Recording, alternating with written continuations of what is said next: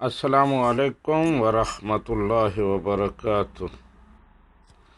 आज़ाद कश्मीर के शहर मीरपुर से मोहम्मद इमरान साहब कहते हैं कि बाज़ दफ़ा ऐसे औराक मिलते हैं गली कूचों में पड़े हुए, जिन पर नबी रहमत सल्लल्लाहु अलैहि वसल्लम का नामे नामी, अल्लाह सुब्हानहु व तआला के अस्माए मुबारका लिखे हुए होते हैं, आयात बैयनात या अहादीस मुक़द्दसा लिखी हुई होती हैं।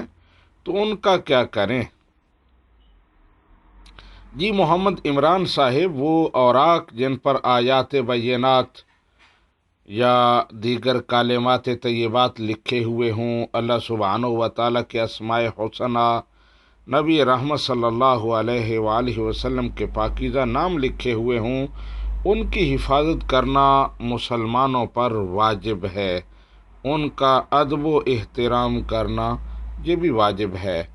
अगर ऐसे पेपर मिलें या अपने इस्तेमाल में रहें और फिर उनकी ज़रूरत ख़त्म हो जाए, उनको डिस्पोज़ करना हो, तलफ़ करना हो, तो उसका तरीका सबसे पहले तो ये है कि उन्हें किसी कपड़े में, किसी बैग में अच्छी तरह बांध दें और उसके अंदर कोई एक भारी चीज़, पत्थर का टुकड़ा डाल दें और उसे दरिया में या नहर में डाल दें, ताकि वो उसके पाताल में बैठ जाए और उसकी बेअदबी गली कूचों में ना हो।